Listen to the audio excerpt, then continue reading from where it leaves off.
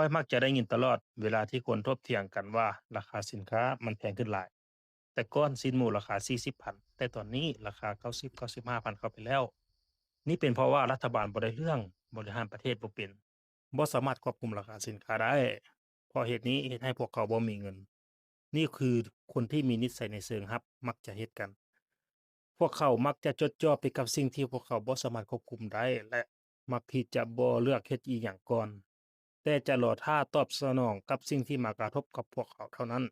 ซึ่งแตกต่างจากผู้ที่มีนิสัยในเชิงลุก พวกเขาจะบ่รอท่าตอบสนองต่อสถานการณ์ แต่พวกเขาจะ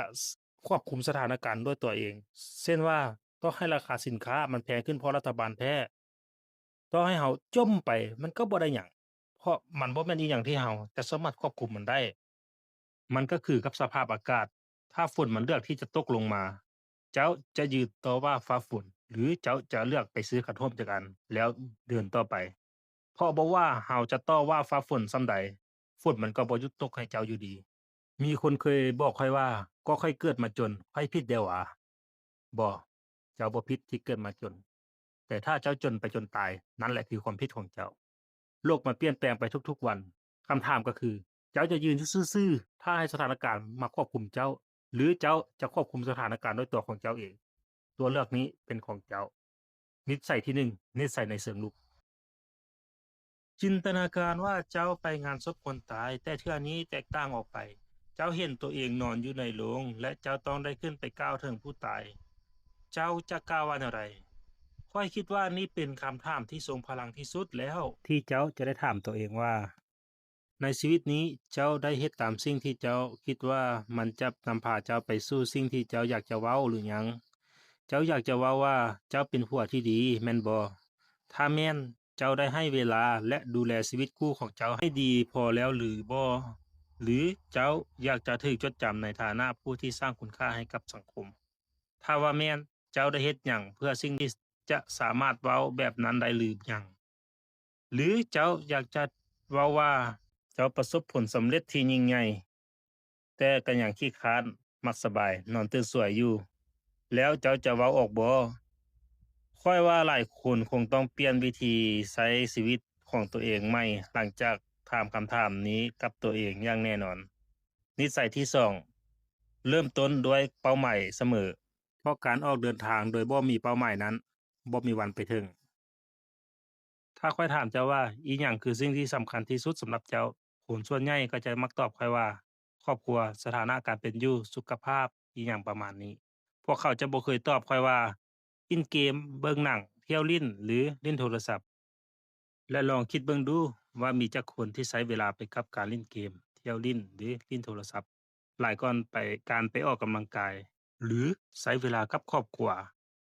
มันมักจะมีเส้นผ่าบางๆระหว่างสิ่งที่เราเว้ากับสิ่งที่เราเฮ็ดมันแท้ๆถ้าเจ้าใช้เวลาไปกับสิ่งเล็กๆน้อยๆเจ้าก็จะบ่มีเวลาเหลือสำหรับสิ่งที่มันมีความหมายต่อชีวิตของเจ้า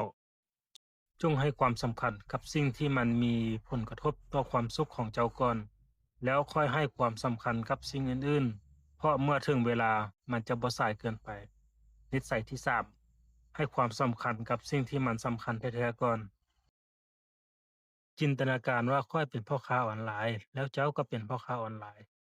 เราทั้งคู่ขายเครื่องคุณภาพดีพอๆกันเลยและมีลูกค้าร่วมกันประมาณ100,000คนข้อยเห็นเครื่องที่ร้านของเจ้าคุณภาพดีข้อยเลยแชร์ให้คนในกลุ่มของข้อยแล้วผลก็คือมีลูกค้าจากกลุ่มของข้อยไปซื้อเครื่องนำเจ้า ในขณะเดียวกันเจ้าก็เห็นข้อยเปิดร้านขายของคุณภาพดีคือกันกับเจ้า เจ้าเลยแชร์ร้านของข้อยให้กลุ่มของเจ้า และนั้นเฮ็ดให้ข้อยมีลูกค้าจากกลุ่มของเจ้ามาซื้อเครื่องที่ร้านของข้อย ด้วยความโลภมากข้อยเลยสร้างแอ็กเคานต์ปลอมขึ้นมาเพื่อไปวิจารณ์แนวบ่ดีต่อร้านของเจ้า เพื่อหวังว่าคนจะมาซื้อเครื่องอยู่ร้านของข้อยหลายขึ้น เจ้ารู้ตัวของข้อยแล้วเปิดโปงข้อยลงแพลตฟอร์มออนไลน์แต่ผลที่ได้คือความเชื่อมั่นของเราทั้งสองคู่ลดลงและเครื่องที่ขายได้ก็น้อยลงเช่นกันใจความก็คือการที่ไผจะคนจะชนะบ่จำเป็นว่าอีกฝ่ายจำเป็นต้องแพ้เสมอไปเพราะชัยชนะของชัยชนะอีกฝ่าย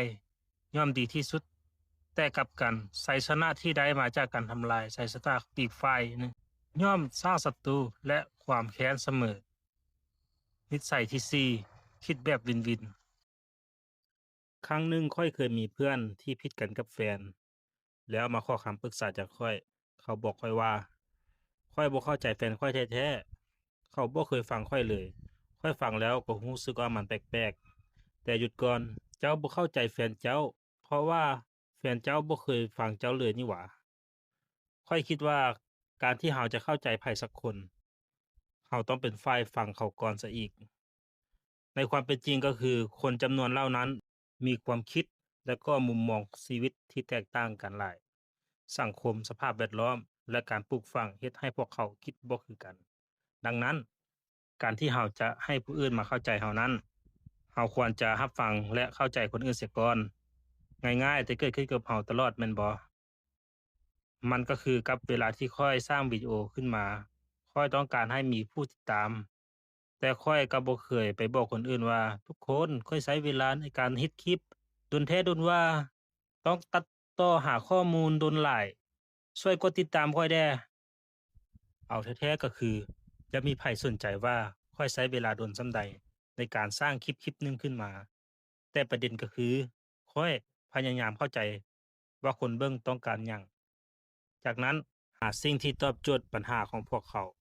เมื่อสำเร็จผู้คนก็จะเข้าใจและกดติดตามเอง ฉะนั้นนิสัยที่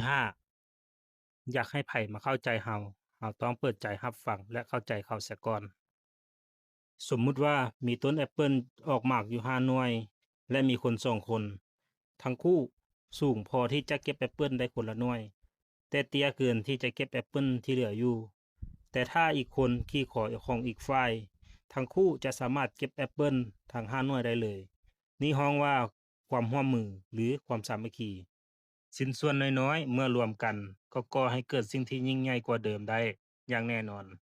น่าเศร้าที่ความสามัคคีบ่แม่นหยังที่เราจะสามารถเฮ็ดให้เกิดขึ้นได้กับทุกคน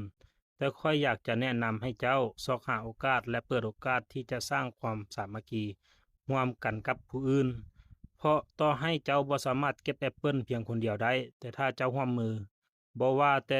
หน่วยเดียว ต่อให้เก็บแอปเปิลอีกจักหน่วยก็ยังได้เจ้าว่าแม่นบ่นิสัยที่6ประสานพลัง